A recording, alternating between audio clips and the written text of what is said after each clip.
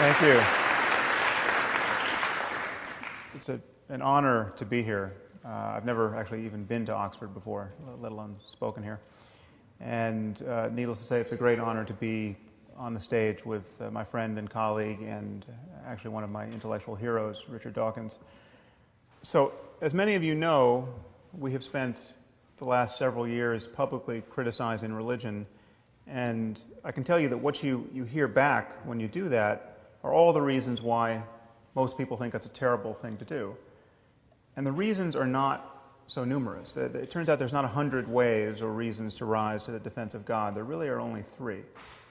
Either you argue that a specific religion is true, or you argue religion is useful in general, or you argue that atheism is intolerant or in bad taste or corrosive of something that's important in human life. And it's interesting that people rarely argue for the truth of religion, even fundamentalists, I find. Fundamentalists almost never come forward with evidence for miracles or the confirmation of biblical prophecy. Some do, but for the most part, that's not even their primary concern. Rather, it's the usefulness of religion, especially as a framework in which to think about morality, that people are willing to advocate for, and the commensurate danger of atheism, that atheism is somehow corrosive of morality. Now, the first thing to notice is that as an argument for belief in God, that is not only a bad argument, that's actually a non sequitur. I mean, religion could be useful, but completely empty of content. It could function like a placebo. And beliefs, really, you can't believe something or shouldn't be able to believe something merely based on its utility. Beliefs are not like clothing. You can't adopt them on the basis of comfort or utility. But people of faith, really to a man, are worried that unless we have a universal moral framework, unless we have a sense that words like good and evil and right and wrong actually mean something, then humanity will lose its way. And I actually share that fear. And I should point out that not all atheists do, but I do. And I want to tell you when this concern was first seared onto my brain. I was at a meeting at the Salk Institute. I believe it might have been one that Richard was at as well. And I gave a talk about morality, and I argued, as I will here tonight, that morality must relate at some level to questions of human and animal well-being. And the moment we admit this, we can see that certain moral codes are in fact worse than others. And I cited as an example the misogyny and sadism of the Taliban as an example of an orientation that was obviously less good than others. And at the end, another invited speaker approached me and said, how could you ever say, from the point of view of science, that forcing women to wear burqas is wrong? And I said, well, because the moment you admit right and wrong has something to do with human well-being, then it's obvious that forcing half the population to live in cloth bags and beating them or killing them when they try to get out is not a good way of maximizing it. And she said, well, that's just your opinion. And I said, okay, well, let's make it easier. Let's say we found a culture that was removing the eyeballs of children every 3rd child, say. Would you then agree that we'd found a culture that was not perfectly maximizing human well-being? And she said, well, it would depend on why they were doing it.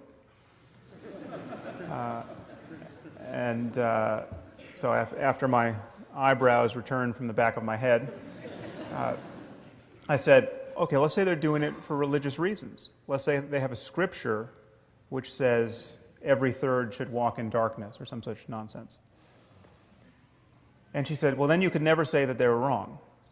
Now, you should know that I was speaking to a woman who was quite a sophisticated student of philosophy and science. In fact, she has since been appointed to the President's Council on Bioethics in the United States. She's one of 13 people advising President Obama on all of the ethical implications of medicine and progress in related science and technology.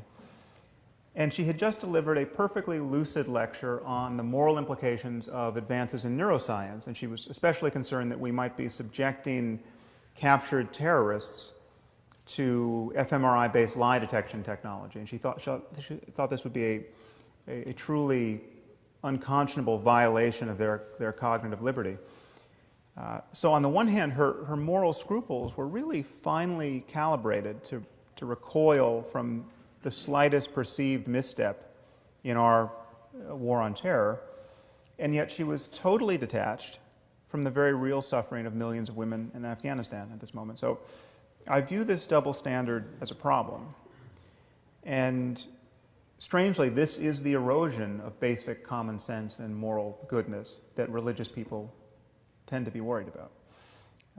Now, I hope it's obvious to all of you, and will be even more obvious at the end of this hour, that religion isn't the answer to this problem. But it's inconvenient that the people who tend to agree with me about the necessity of a concept of moral truth are, by and large, religious demagogues and not our fellow secularists, and certainly not our atheists. So now, how do we find ourselves in this situation? How is it that religious dogmatists and many scientifically oriented secularists agree about the limits of science? Well, it's thought that there are two quantities in this world. There are facts on the one hand, and there are values on the other. And it's imagined that these two are discrete entities that can't be understood in monistic terms. And it's imagined that science can't say anything about value. Science can't tell us the answers to the most important questions in human life. How should we raise our children? What constitutes a good life? In principle, science can't touch these things. Of course, everyone agrees that science can help us get what we value. And once we agree that we value something, then science is a very useful tool. But it can't tell us what we ought to value. And so it's thought from the point of view of science that when we look at the universe, we just see one event following another. We just see a concatenation of causes. And there's no corner of the universe that announces certain events as good or bad or right or wrong. We make those judgments. But in doing that, we seem to be broadcasting our preferences onto a reality that is intrinsically value-free. And where do our preferences come from? Where do our notions of right and wrong and good and evil come from? Well, they clearly are the product of apish impulses and social emotions that have been drummed into us by evolution. And then they get modulated by culture. So you take something like sexual jealousy, for instance. We come from a long line of primate ancestors that were probably quite covetous of one another, despite the fact that everyone was covered with hair. And this possessiveness gets modulated by culture, and so we have something like the institution of marriage, say. And therefore, from the point of view of science, when you look at a statement like it's wrong to cheat on your spouse, it seems like that statement doesn't really track reality in any deep sense. This is just how apes like us learn to worry when we acquire language. It's just conventionally wrong. It can't be really wrong from the point of view of science. This is just an improvisation we're doing on the back of biology. Now, this is where religious people begin to get a little queasy, and I think they should. But they see no alternative, by and large, but to insert the God of Abraham into the clockwork as an invisible arbiter of moral truth. So it's wrong to cheat on your spouse because Yahweh deems that it is so, which is rather odd because in other moods Yahweh is fond of genocide and slavery and human sacrifice. Now I'm going to argue that this split between facts and values is an illusion. And my claim is that values are a certain kind of fact. They are facts about the well-being of conscious creatures. They are facts about the kinds of experiences it's possible to have in this universe. Now, in claiming that values reduce to the well-being of conscious creatures, I'm introducing two concepts, consciousness and well-being.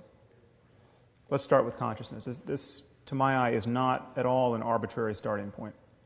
Okay, imagine a universe without the possibility of consciousness. Imagine a universe just filled with rocks.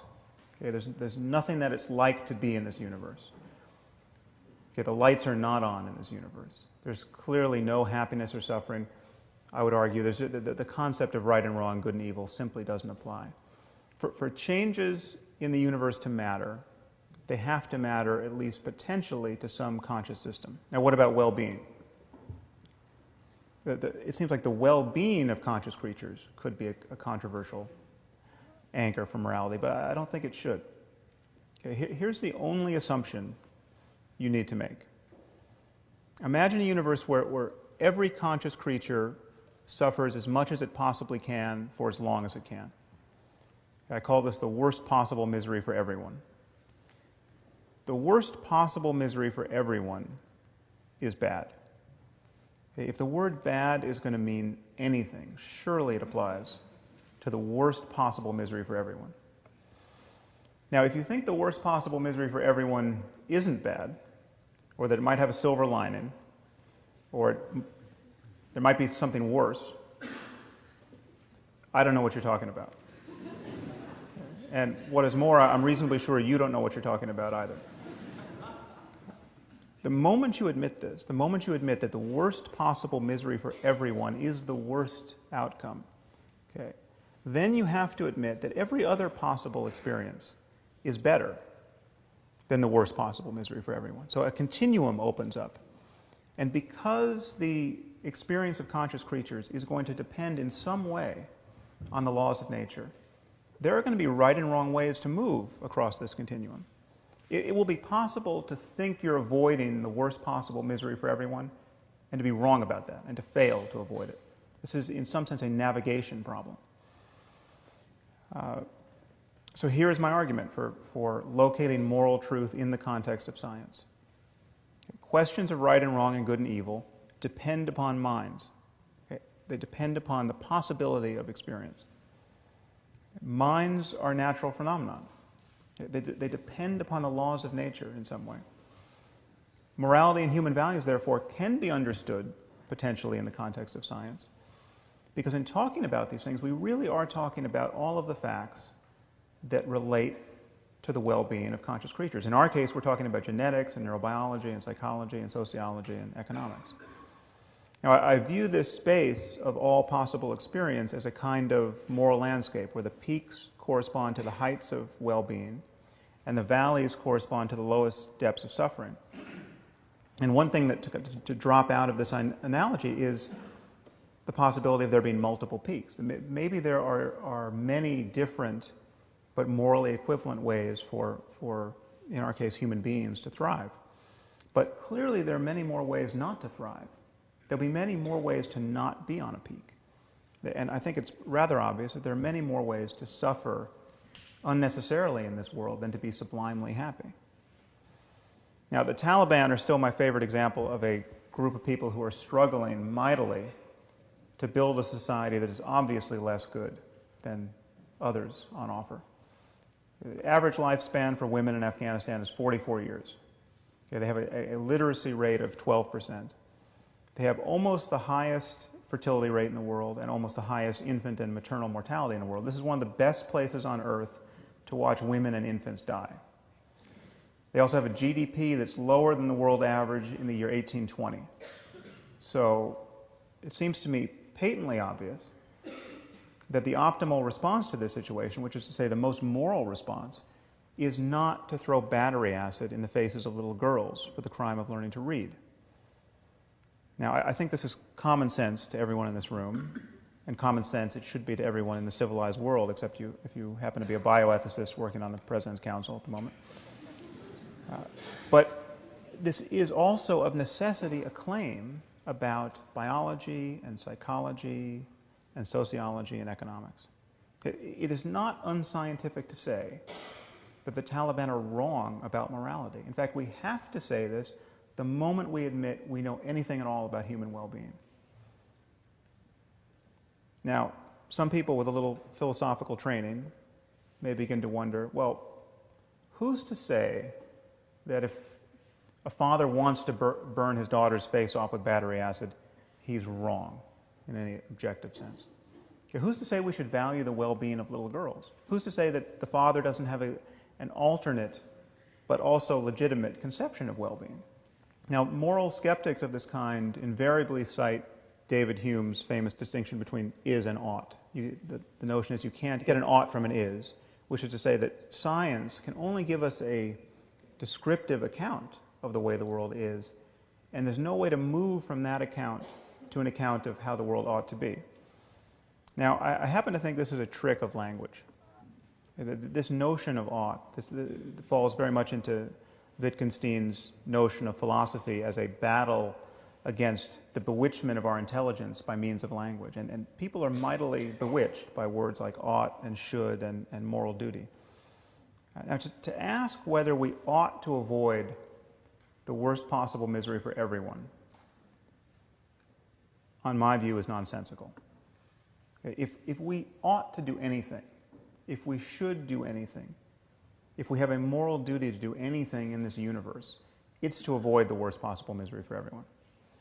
Okay, there's no notion of ought that reaches deeper than the imperative of avoiding the worst possible misery for everyone. Okay, it doesn't make sense to say, well, I would have avoided the worst possible misery for everyone, but I actually had other priorities. Okay, there's no space for those other priorities to occupy. Or so I argue. Now, many people imagine on Hume's account that science is bound to be merely descriptive, and therefore one person's values can only trump another person's values by seeking consensus. There's all you have are differing opinions. And all such opinions are in principle on par. But this isn't true. There are many ways for my values to be wrong. But they can be wrong with respect to deeper values that I hold, or would hold if I were only a deeper person. My values can be objectively bad guides to finding happiness in this world. I can value things that will reliably make me miserable, or make those I love miserable. So things can be right or wrong independent of a person's current values. Now, some of you might worry that I haven't defined well-being with sufficient precision. How can this loose concept be the ground out of which we talk about moral truth? Well, consider by analogy the notion of physical health. Okay. Physical health is very difficult to define, and its definition seems to always be only contextually true. Now, physical health is you can expect to live to be 85, 90 without Alzheimer's. 100 years ago, you could expect to live to the ripe old age of 40 or 50. Okay? It changes, and it could change to a great degree in the future. What does health mean? So it has something to do with not always vomiting. It has something to do with not being in excruciating pain. These are very loose criteria for health, and yet this does not make the concept of health vacuous at all. It certainly doesn't make it merely the product of culture or merely the product of personal whim. And notice that no one ever attacks the philosophical underpinnings of medicine with questions like, well, who are you to say that not always vomiting is healthy? What if you meet someone who wants to vomit? What if you meet someone who wants to vomit until he dies? How would you argue that he's not as healthy as you are? Okay. Yes, the very notion of health contains certain values. This does not make medicine unscientific. Okay. And I would argue that in talking about morality, we are actually talking about psychological health and the health of societies. The truth of this fact-value issue actually reaches deeper than that, because science has always been in the values business. We simply cannot speak about facts without embracing certain values. It's not that you can't get an ought from an is. You can't get an is without embracing certain oughts. You can consider the simplest statement of scientific fact. Water is 2 parts hydrogen and 1 part oxygen. Okay, this seems to be as value-free an utterance as human beings ever make.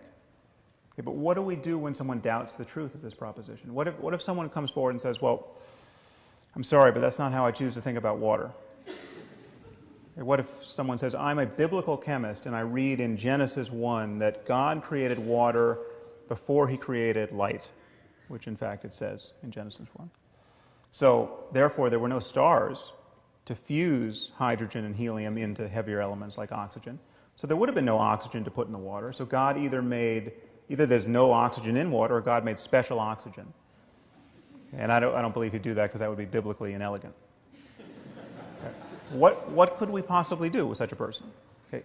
All we can do is appeal to scientific values. Okay. And if a person doesn't share those values, the conversation is over. Okay. We must appeal to the value of understanding the world, the value of evidence, in this case, some hundreds of years of evidence in chemistry, the value of logical consistency. Much of what we believe about the world is predicated on the validity of our beliefs about the structure of water. If someone doesn't value evidence, what evidence are you going to provide that proves they should value it? If someone doesn't value logic, what logical argument could you invoke to prove that they should value logic? And I think the split between facts and values should just look bizarre on its face. Because what are we really saying when we say that science can't be applied to the most important questions in human life? We're saying that when we really relinquish our biases, when we make every effort to get behind our wishful thinking and self-deception, when we rely most clearly on honest observation and sound reasoning, when intellectual honesty is at its peak, well then that has no application whatsoever to the most important questions in human life. That's precisely the mood you cannot be in to answer the most important questions in human life. So I'd argue to you that thinking of moral truth in the context of science, and indeed a science of morality, should only pose a problem for you if you think a science of morality must be absolutely self-justifying in a way that no branch of science can be. Okay, a science of morality based on a concern for well-being would be on the same footing as a science of medicine based on a concern for health, or indeed any other science that has to assume certain axiomatic assumptions. There are many questions you could ask that are actually good questions. One would be, how would this work in practice? I mean, we often have values, genuine values, that can be in competition with one another. There can be trade-offs between values. How do we balance one person's well-being against the well-being of the group? How do we evaluate the consequences of our actions when the consequences seem to go on forever? So you take, for instance, this recent tragedy in Japan. Is this a good thing or a bad thing?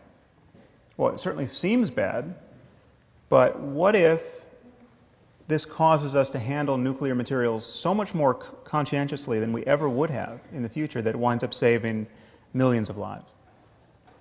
Okay, these are all good questions, but I would argue these are not a retort to the argument I've given you. Okay, it could be difficult or impossible to answer some of these questions, but in every area of science, in every area where we acknowledge that truth claims are valid, there are an infinite number of questions that are indeed difficult or impossible to answer. This does not nullify truth claims. I mean, this is my favorite example of the moment is how many birds are in flight over the surface of the earth.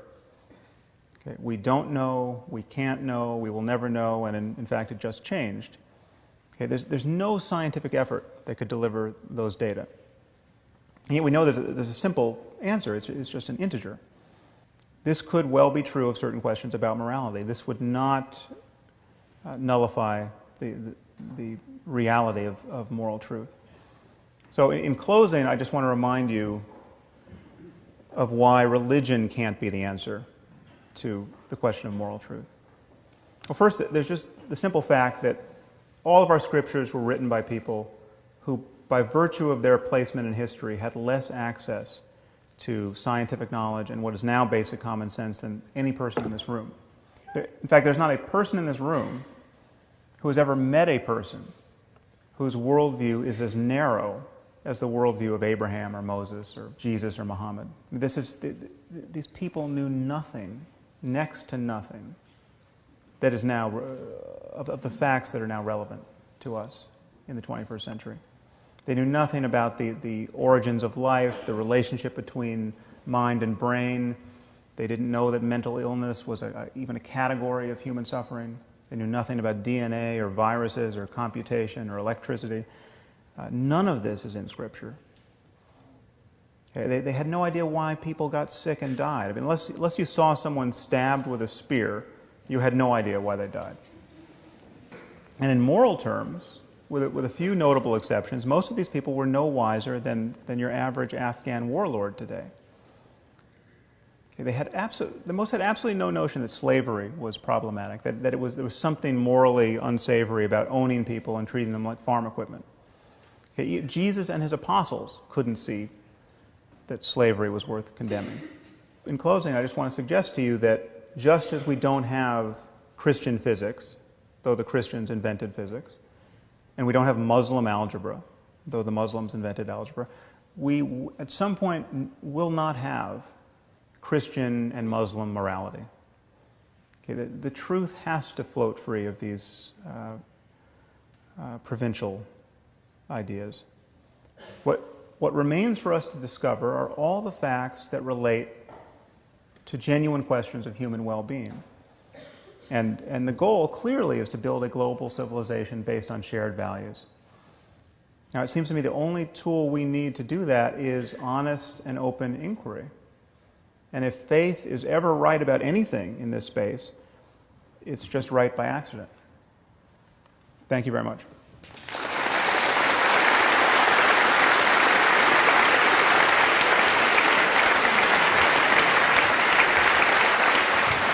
I want to begin by plugging a book.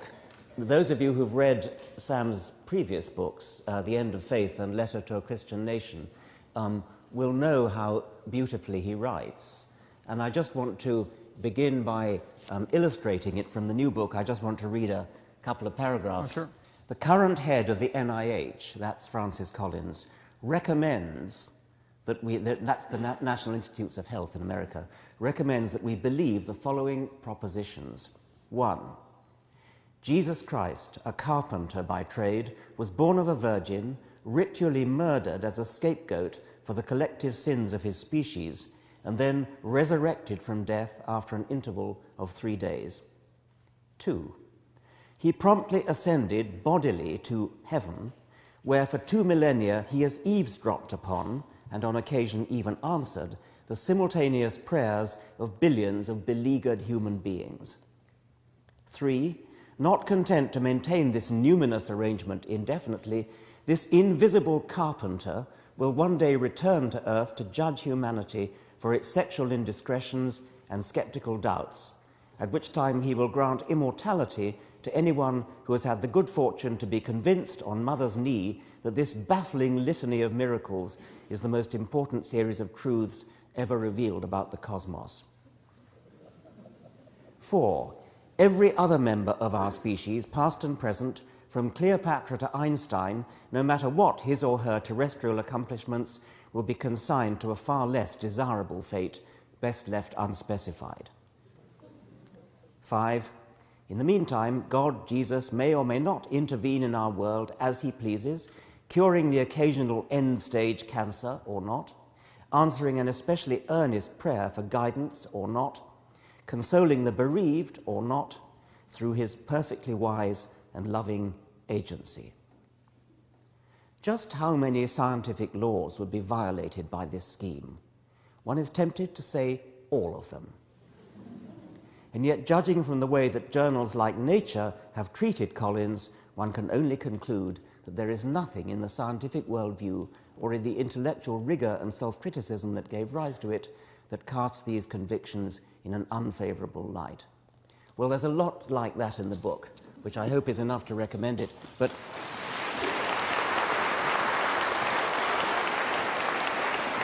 Sam, you began by talking about utility of belief, and people who say that religion is useful, has a utility, because it somehow gives us a moral compass. And you quoted religious people who say that, and of course they do. But I think what disturbs me more, and I wonder whether you agree, is those non-religious people who say something like, of course, you and I don't need religion, we don't Right. need religion, but the riffraff out there do. I mean, that is at best condescending. Yeah, it's profoundly condescending and also quite cynical and unimaginative. It's as though those purposes can't be served any other way and will never be served any other way. It's just it closes the horizons of human collaboration and creativity in a way that it just seems truly bizarre. So yeah, it's not a well thought out position on the part of our fellow secularists. I sense that in a way you make life easy for yourself by concentrating on the truly appalling things like the Taliban well, I remember a few years ago, I think in this very room, listening to the psychologist Nicholas Humphrey giving a beautiful lecture called What Shall We Tell the Children? And he spoke about a girl who archaeological evidence shows was sacrificed, I think, to the sun god in Peru, I think a few centuries ago. And he quoted anthropologists who speculated that this girl was no doubt looking forward to being sacrificed, the great honor it was to her to be sacrificed. And Humphrey was quoting the same kind of moral relativists as you've been quoting. And he then got spectacularly and movingly angry. How dare these anthropologists say such things? How dare we, listening to documentaries on our televisions about things, get a sort of warm, glowy feeling about this girl fulfilling her ambitions because of her religious belief? Do you happen to know that? The history of human sacrifice is truly amazing to contemplate. There's a book entitled Human Sacrifice by last name Davies. I actually cite it in my afterword to a letter to a Christian nation, which is on my website. But it's astonishing that almost any culture you could name had a tradition of human sacrifice. And I actually don't doubt that people went willingly and eagerly to their deaths, because if you have the requisite beliefs, it makes sense. It was believed that you could engage this one-way dialogue with the ancestors by just going to meet them. You could cure the king of his venereal disease and save all the people you love from the wrath of God by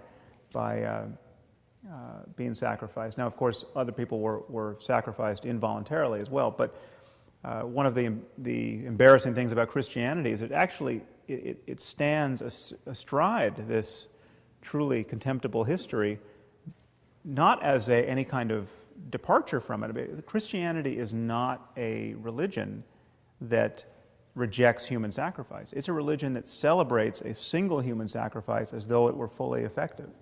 And people tend to elide this kind of bizarre commitment.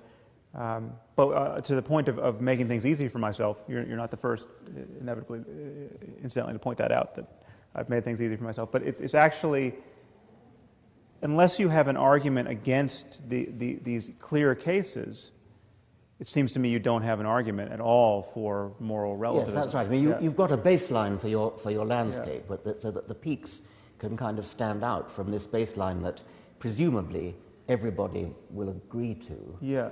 But you do come up against, and you mention them, of course, both in your talk and in your book, the sort of standard problems with utilitarianism. I mean, I take it you would describe your philosophy as a kind of scientific utilitarianism. Yeah, it's a kind of, or more broadly speaking, consequentialism. But the reason why I don't eagerly answer to that name is that everyone thinks they know that there's just an obvious stalemate between consequentialism and its rivals, and that makes sense. And I think it's many of the concepts and many of the distinctions in moral philosophy have prevented us from actually thinking about moral truth in the context of science. So I'm presenting a new argument, and there are many aspects of my argument that don't track consequentialism. One of the problems with consequentialism is that people don't think very imaginatively about what counts as a consequence. So you have the classic trolley problem, that many of you have probably heard of. This is ubiquitous now in moral philosophy and in neuroscientific research on morality. You have a train coming down the track, and it's going to hit and kill 5 workmen who don't see it coming. But you stand at a switch, and you can throw the switch, and the train will take another track, and there it will only kill 1 workman. And so people are asked, should you flip that switch? Now, when asked this, 95% of people say, oh, absolutely, you have to flip that switch. You save a net 4 lives. You'd be a moral monster not to do that. But you can pose the problem another way. You now stand on a footbridge overlooking the trolley track. The trolley's coming down the track, and there's a suitably large person at your side who you can push into the path of the oncoming trolley, killing him, obviously, but saving a net 4 lives. And now, posed under this guise, 95% of people say you would be a monster to push that fat man onto the track. Now, I happen to think this is somewhat ill-posed because I think we all have an intuitive physics, and we burn a fair amount of fuel wondering whether the fat man is really going to stop the trolley.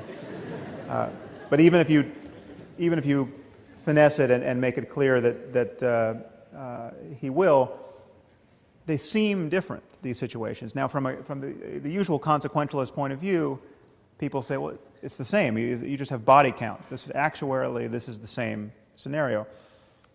But maybe it is, in fact, not the same. If it is just fundamentally different to push a person up close and personal to his death than to flip a switch, if that difference can never be reformed, then they're not, in fact, the same. If you're going to wake up with nightmares for the rest of your life because you pushed someone, but feel like a hero because you flipped a switch, those are the consequences that have to be built into our analysis. And there are many ways in which the traditional discussion of these issues breaks down. So that's another version of that one is the hospital, where there's one patient who needs a kidney transplant, another patient needs a heart transplant, another patient needs a lung transplant, another patient needs a liver transplant, and there are no organs available. But then the doctors notice that there's somebody in the waiting room who has a perfectly healthy one of all these things. So you can kill one to save 4. And it's the same point, that the positive act of killing somebody is one that nobody warms to. But just imagine if we all lived in a society where at any moment you could be sitting in your doctor's office thinking you're getting a checkup, and you could be grabbed and vivisected for the sake of others. We live in constant terror. So these are the kinds of consequences you have to think of. But again, my argument is, if something matters, it has to matter. It has to be amenable to a discussion of the conscious experience of conscious creatures. And so I use well-being as a kind of catch-all for that mattering. If it doesn't matter, it doesn't matter. If there are differences, if there are trade-offs in which we all recognize this is a different world, but it's sort of just as good as world A is sort of just as good as world B, but different, well, then it doesn't matter. If there's one slice of pie here, and if I get it or Richard gets it, the other can't get it, there is a zero-sum opposition here, but how different is a world in which he gets it versus the one I get it? Well, it's different to one of us, but globally speaking, it's not so different. These are issues in which we have to ask whether differences matter or not in some kind of global sense. Now, this doesn't necessarily give us guidance in every traditional moral conundrum, but my argument is that the most important moral decisions are ones in which it's not zero-sum. The most important moral decisions are the ones where all boats will start to rise with the same tide. I mean, just ask yourself, how good could human life be? I mean, how could we build a global civilization in which the maximum number of people truly flourish? Solving that problem is not going to entail working 1 billion people to death as slaves for all of our enjoyment. I mean, those are the kinds of examples that are given. We're so deeply social.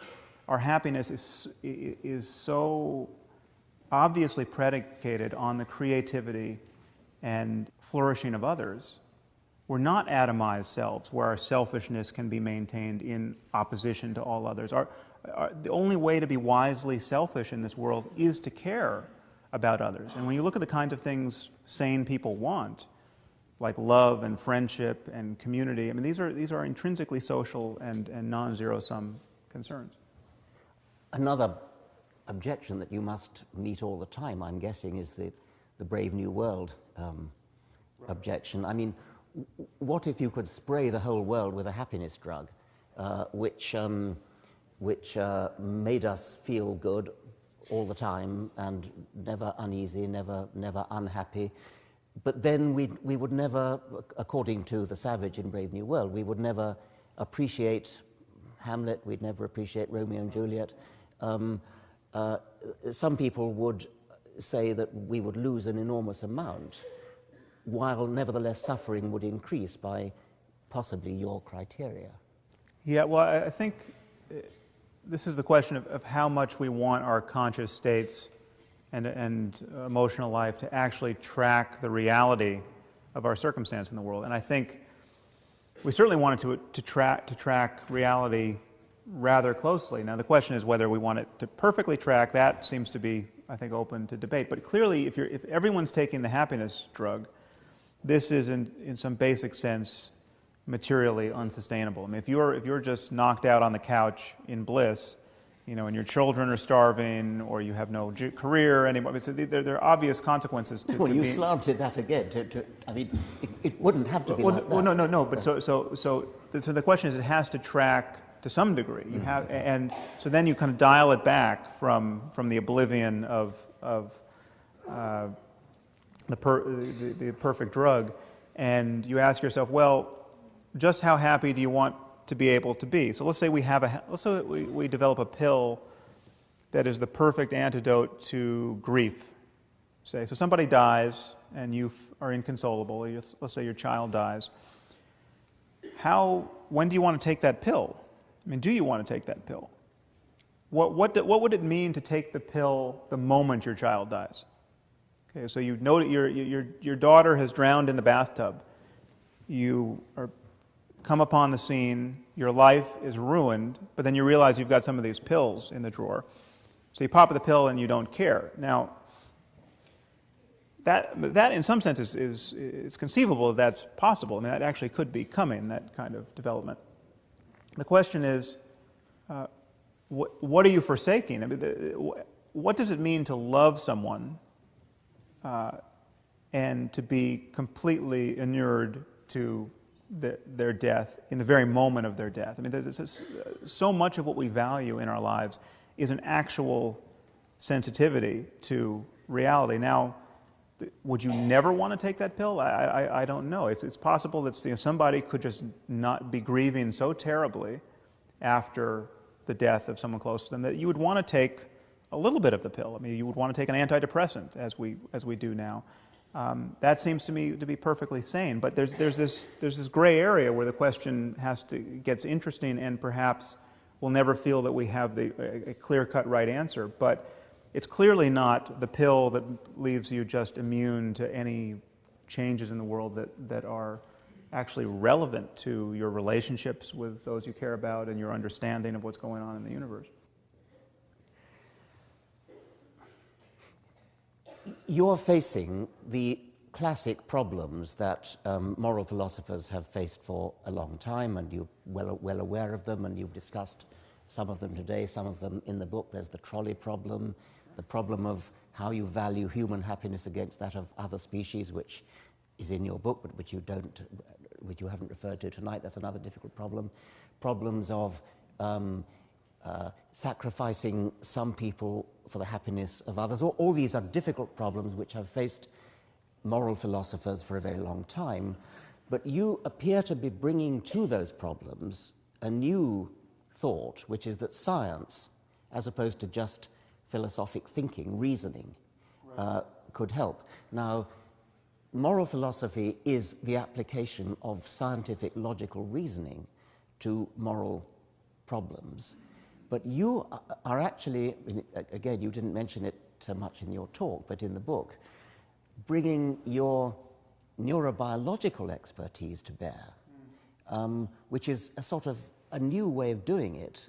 Can you tell me a bit about that? Because I'm not quite clear how doing neurophysiology kind of adds to our insight into these moral problems.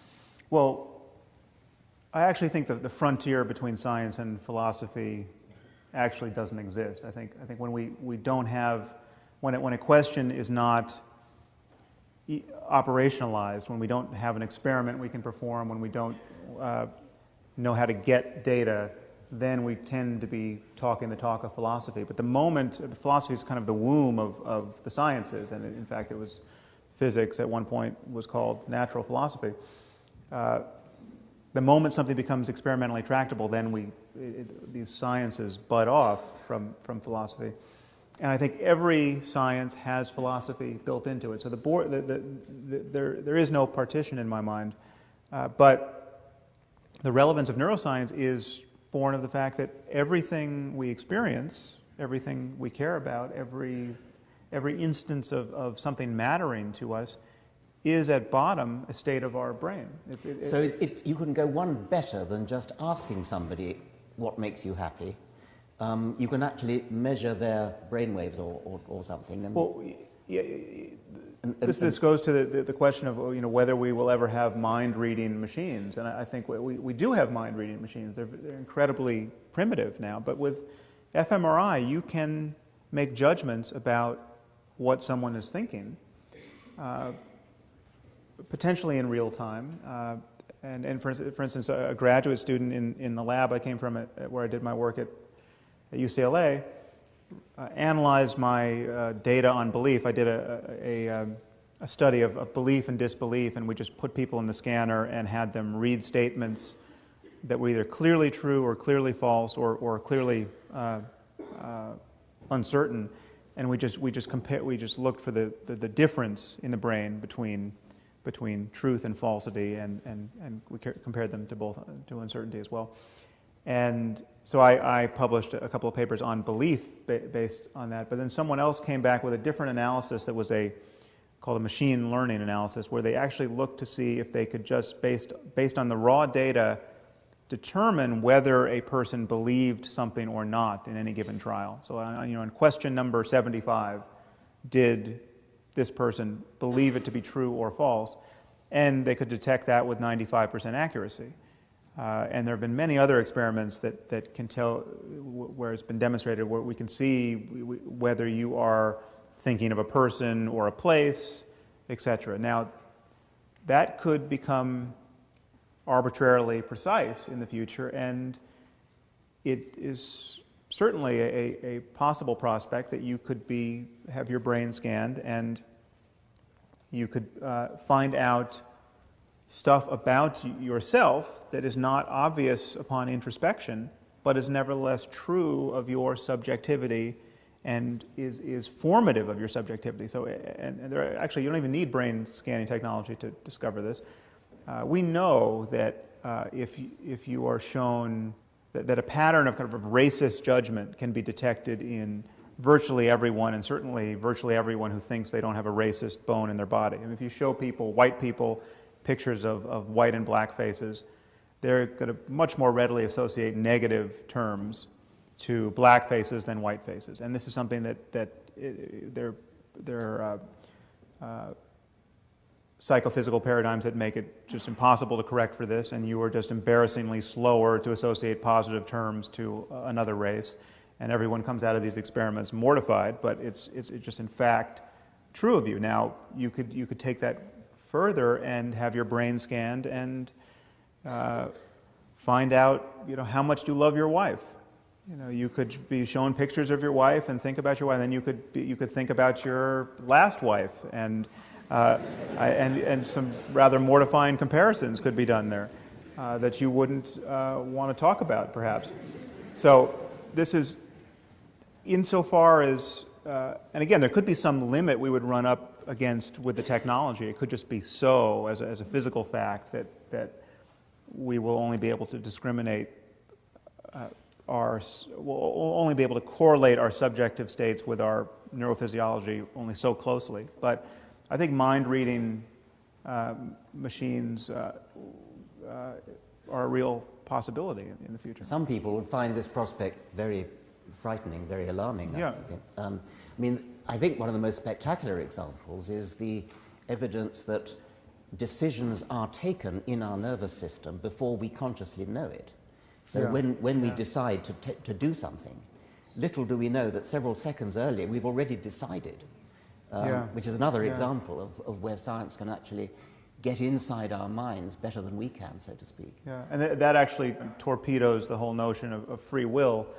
I think you actually don't need a notion of free will in order to have a notion of moral truth, and this is something that is very counterintuitive to people, but we know free will is a non-starter philosophically and scientifically. Now, many people struggle not to admit this, but however our mental life is caused, it is caused either by prior causes or by some randomness intruding, but whether it's purely deterministic or there's determinate causes combined with some randomness, neither offer a space for free will to operate. I mean, just imagine if all of your experience were caused by someone at a computer just determining what you feel and do and say and want.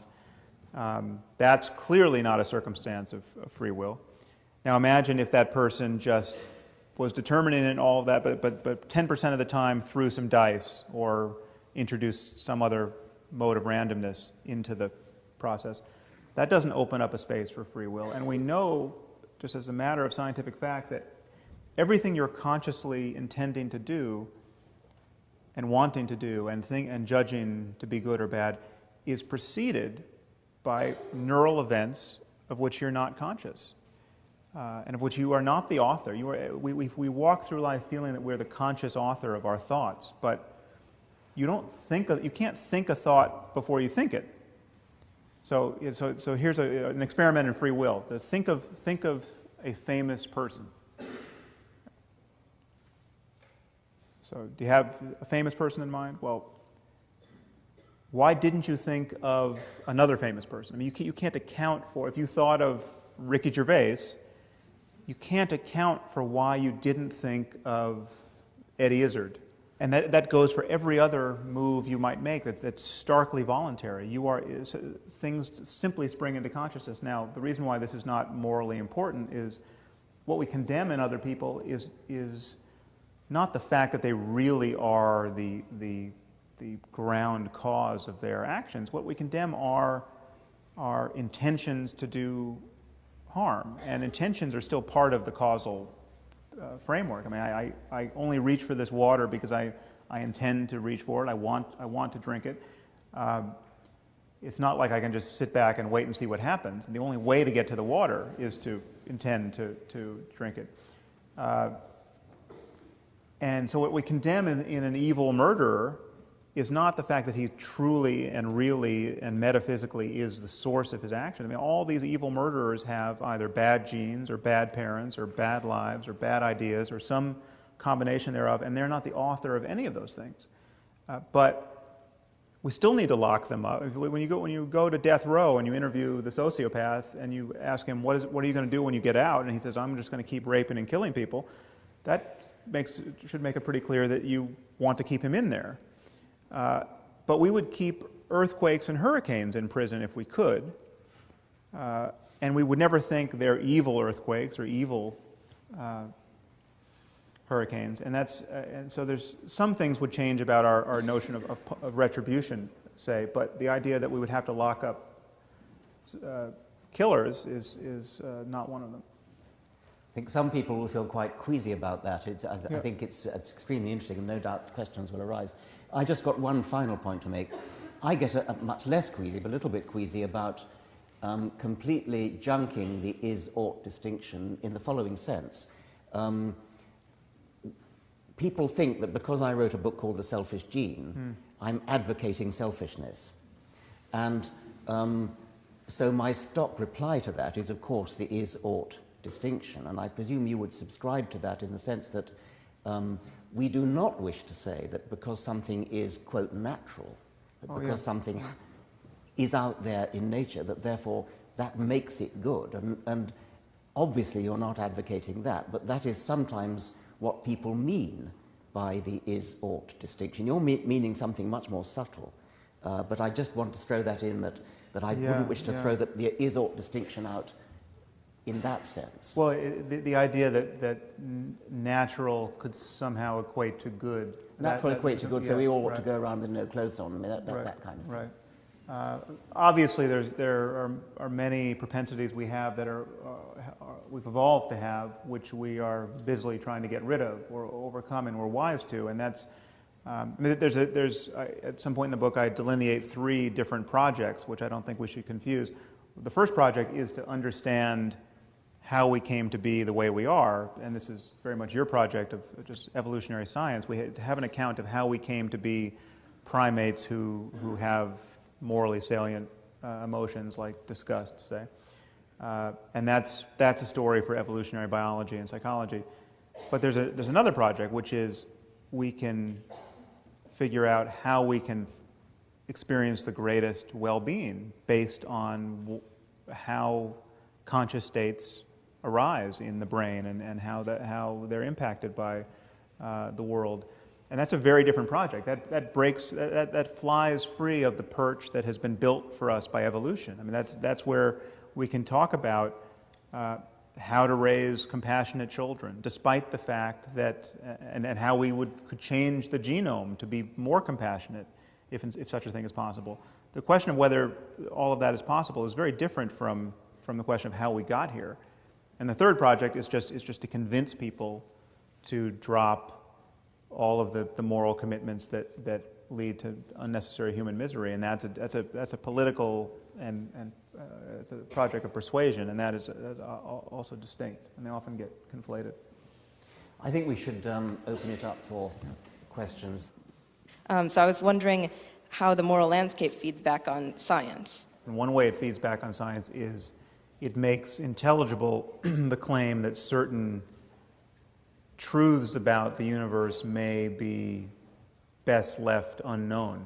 I mean, it's quite possible that there is intrinsically damaging knowledge given what we are. Say, I mean, a certain knowledge that human beings, it would be rational not to have this knowledge if we could foresee the consequences of having it. And I think we all understand this and agree to it intuitively. I mean, we're not committed to just the maximum dissemination of information, and we're not busily teaching everyone how to synthesize smallpox.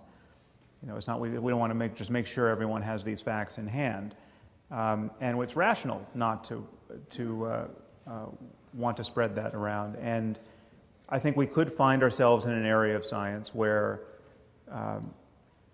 the downside of knowing certain facts, or certainly knowing how to act on certain facts, technologically speaking, if foreseeable, these things are almost never foreseeable, but if foreseeable, or in hindsight, we would say it would be better if we didn't pursue that. This is something that Dan Dennett has spoken about a little bit. That's intelligible to me. Now you're going to get the people who say, no, I just want to know everything, and my well-being is predicated on knowing everything. And I'm just not going to be happy if we don't know everything. That, I think, is very likely not an honest claim. And if you start looking at it, I mean, you just have to keep raising the stakes of the downside for that person to back off that claim, I think. You don't want to know everything if it's going to mean the world is going to be plunged into internecine horror for a century. So I hope that dealt with the spirit of your question. First of all, I agree with your framework, and I admire the way that you've attempted to build it up. However, I think in order to move forward, in order to make it practical, you need to overcome the classical problem of subjectivity, which is that, you know, one person's experience is their experience, and how do you then make judgments about that in relation to other people? And I was wondering what your opinion was on what science can say about that, with things like functional MRIs revealing more about ourselves. Do you think that holds an area for progress in being able to make a framework like the one you've outlined practical for moral judgments in the real world? Yeah, well, this concern really visits us everywhere in the sciences of mind. How is it that you can study human subjectivity and make objective claims about first-person facts? There's a lot of confusion around this issue of subjectivity versus objectivity, and because we use these words in two distinct ways. In an epistemological way, which describes how we reason about the world, and in an ontological way, in terms of what there just is to be reasoned about. And clearly we can reason and speak and think objectively about subjective facts. And we do this all the time in psychology and neuroscience. We can talk about depression. We can talk about what it's like to be you. We can talk about whether you feel the pain in your right knee or your left knee. These are subjective facts. These are first-person facts. And yet you don't have to be self-deceived or illogical or merely led by wishful thinking to talk. I mean, these are not merely, these are in the purview of science.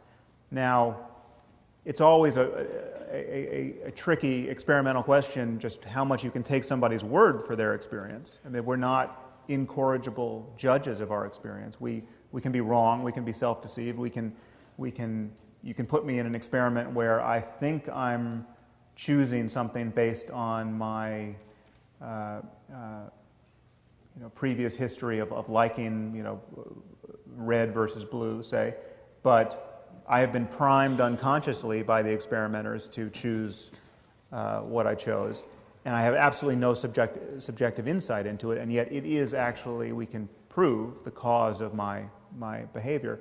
So people can be wrong about their subjectivity, and I think we can be wrong about just not just the unconscious sources of it, but we can actually be wrong about its character. We can just be bad witnesses to what it's like to be us in the context of consciousness, and consciousness therefore is trainable. We can learn to make discriminations that are more refined. But if it's a problem for morality, it is a problem for every scientific study of every state of consciousness, psychology and cognitive neuroscience. You mentioned consequentialism. Do you think that's a sufficient basis for morality?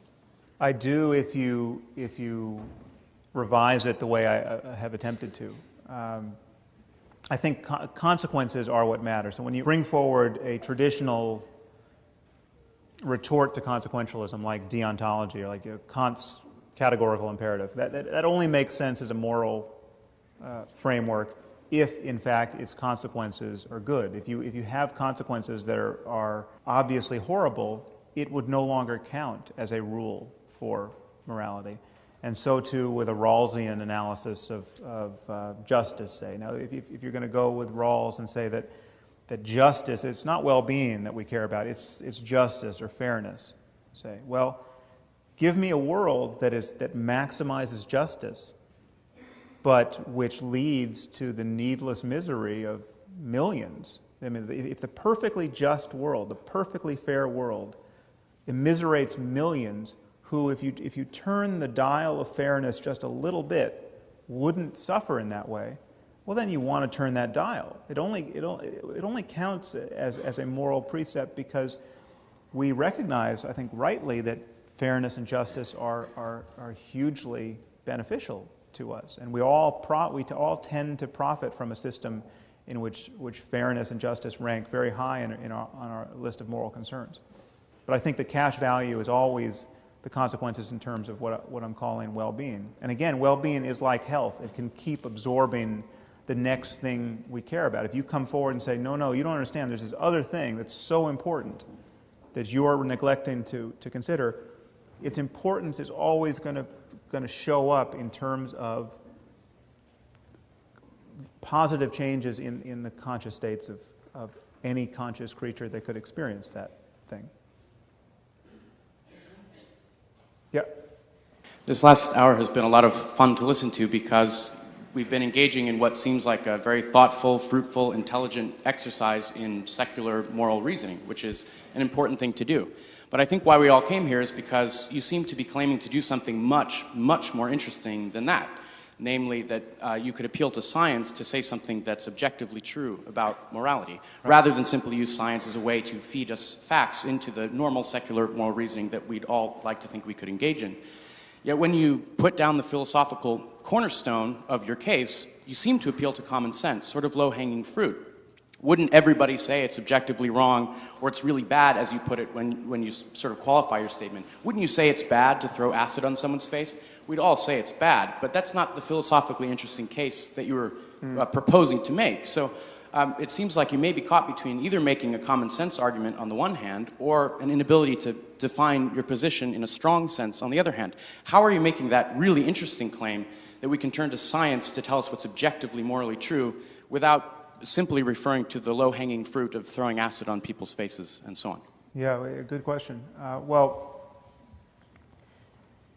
the moment you grant that we're talking about well-being, that we're right to talk about well-being, we can't conceive of something else to talk about in this space, then all of the facts that determine well-being become the facts of science, because well-being is emerging out of the laws of nature in some way. Our conscious states are constrained quite clearly by the laws of nature, whatever they turn out to be. If they entail ectoplasm rising off the brain at death and going to the Christian hell, we're still talking about the way the universe is, and that would have to fall into the purview of some completed science. Now, obviously, there's no reason to believe in any of that. So you could ask a question like, just how important is compassion, say? I mean, what is compassion? What is the genetic basis for compassion? Is there what are the practices and uses of attention and institutions that allow compassion to thrive or diminish it? And if there's a trade-off, I mean, just how important is compassion, and how, if we have a tension between compassion and bureaucratic efficiency, say, what is the right balance there? Now, again, these are all the details at the level of brains and the level of lived experience are incredibly complicated. If you get to conditions where it's just not at all clear which way to go, you're getting to conditions where figuring out which way to go in detail would be incredibly complicated, much more complicated than economics. And economics is still struggling to be a science. But I mean, so clearly we don't understand economic systems with any real success at this point. We can keep being blindsided by how they behave, but nobody doubts that there are right and wrong ways to respond to a global banking catastrophe, say. And I think to carve out a space of truth, of real truth, a space where we recognize there are truth claims to be made about good and evil, or truth claims to be made about economics, all we have to acknowledge are the easy cases. I mean, that's why I appeal to the easy cases, because it's like, with economics, economists can disagree about how to respond to a global economic crisis. The science is such, and the complexity of the system under analysis is such, that we may never be confident about the right answer, but we know there are wrong answers. If someone got on CNN and said, well, I've got the solution, let's just destroy all material wealth. Let's just have a huge potlatch where we just burn buildings and ruin everything. Okay, and then we'll have to build it again, and that's a brilliant idea. It's going to put everyone to work. Okay, that's pretty clearly the wrong answer. Now, so we know there are right and wrong answers. We know there are ways to fail where your beliefs can be erroneous, and I'm arguing this if it's true for something like economics, it's also true for morality. If we assume that religion is the only source of morality, and as a solution to that, and we agree there's problems with that, and as a solution to that, if we offer science as the counter source of truth, are we not sort of just advocating supplementing one canon of truth at one level by another? As opposed to which, as Professor Dawkins said, wouldn't the better solution be to advocate a scientific process of reasoning as a better means of achieving at morality than at science as a source of morality? So don't you think the focus of science should be on advocating an increased acceptance of scientific reasoning than as science in itself as a canon of truth? Yeah, I don't think you can keep those two apart, though. I mean, when we're advocating scientific reasoning, when we're advocating having your convictions scale with evidence and cogent arguments, then we are of necessity attacking religion, or so people like Richard and myself argue. I mean, there is a zero-sum conflict between believing things for good reasons and believing things for bad reasons. And so that distinction is already intrusive of people's sanctities. And insofar as we make any kind of mature progress in the sciences of mind, we are just of necessity going to be divulging truths about human well-being that will be scientifically true and actionable. It's just as science comes forward and says at some point, listen, smoking is a cause of lung cancer. You know, you shouldn't do it. If you care about avoiding lung cancer, don't smoke. That's not an Orwellian, intrusive guys in white lab coats, the morality police grabbing you. That is just information which is now actionable. And there are conditions where it becomes coercive. I mean, if you let your children smoke, if you're giving cigarettes to a 3-year-old, you are a bad parent, and the state has an interest in preventing you from doing that to your child.